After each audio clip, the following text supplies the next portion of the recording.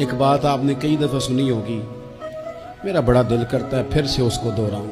میں نے اسے سینکڑوں بار پڑھا ہے۔ جب طبیعت پوری بے چین ہوتی ہے اور اپنی ذمہ داریوں کا احساس کرنے کو دل کرتا ہے نا، تو پھر خیال آتا ہے کہ ہم بھی پڑھیں ذرا ان چیزوں کو۔ بار بار پڑھتا ہوں تاکہ احساس ذمہ داری پیدا ہو۔ آپ کے غلام اسلم فرماتے ہیں رات کو میں اور جناب عمر نکلے تھے تو ایک مکان میں ہم نے دیکھا کہ ایک عورت نے نا، اس کے بچے بار بار شور کر رہے ہیں اور وہ کچھ پکا رہی ہے، آواز آ رہی ہے۔ تو حضرت عمر نے دروازے پہ دستک دی، کون ہے دروازے؟ کہا میں ایک غلام ہوں۔ حضرت عمر کہتے ہیں غلام ہوں، بہن کیا مسئلہ ہے، بچے کیوں رو رہے ہیں؟ تو بی بی کہنے لگی تمہیں کیوں بتاؤں، جاؤ نا اپنا کام کرو۔ حضرت عمر نے اصرار کیا تو تلخ لہجے میں، جس سے غصہ نہیں کر جاتے حکمران، councillor, chairman, M P M N A ناراض نہیں ہو جاتے، اس تلخ لہجے میں بی بی کہنے لگی دعا کرو اللہ میرے اور عمر کے درمیان قیامت میں فیصلہ کرے۔ کیسا حکمران ہے کہ اس کی حکومت میں میرے بچے بھوکے سوتے ہیں، یہ میں نے پانی میں روڑے ڈال کے چڑھائے ہیں، لیکن یہ پیٹ کی بھوک یہ بڑی ڈاڈی ہوتی ہے، یہ نیند بھی نہیں آنے دیتی۔ خیال تھا رو دو کے سو جائیں گے، پر سو بھی نہیں رہے۔ حضرت فاروق اعظم دوڑے گئے، گھر سے سامان، اناج، غلہ کندھے پہ رکھا۔ خادم کہتے میں نے کہا کہ مجھے دے دیں۔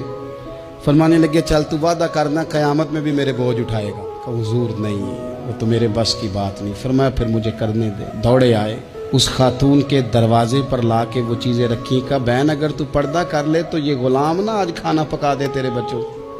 پھر وہ گھی چڑھا کے، چینی ڈال کے، کچھ سامان پکتا تھا وہ کھانا پکایا۔ غلام کہتے ہیں جب پھونکے مارتے تھے تو داڑھی سے دھواں نکلتا تھا، آگ جلاتے تھے دھواں نکلتا تھا۔ پھر کھانا پکایا، پھر ان بچوں کو کھلایا۔ پھر حضرت عمر فاروق رضی اللہ تعالیٰ عنہ نا تھوڑے پیچھے بیٹھ گئے تو بچوں کے ساتھ اس طرح کی باتیں کرنے لگے کہ وہ ہنس پڑے۔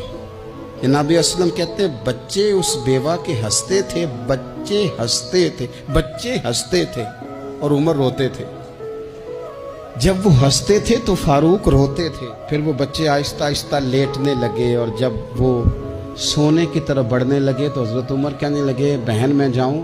کہنے لگی رب تیرا بھلا کرے، میرا کلیجہ پھٹ جاتا اگر میرے بچوں کو آج شام بھی روٹی نہ ملتی۔ تو سیدنا فاروق اعظم رضی اللہ تعالیٰ عنہ کہنے لگے پھر تو میرے لیے دعا کرے گی؟ کہنے لگی میں دعا کرتی ہوں اللہ عمر کی جگہ تیرے جیسا کو نیک آدمی بٹھا دے۔ تو حضرت عمر کہنے لگے ایک چھوٹی سی گزارش بھی مان لو گی؟ کا کیا؟ فرمانے لگے یہ میری خدمت اگر پسند آئی ہے تو عمر کو معاف نہیں کر دیتی؟ غلطی ہو گئی، اسے پتہ نہیں تھا۔ اپنے منہ سے کہنے لگے سیانا بھی نہیں، باشعور بھی نہیں، اسے چاہیے تھا خلافت کی ذمہ داریاں نہ لے۔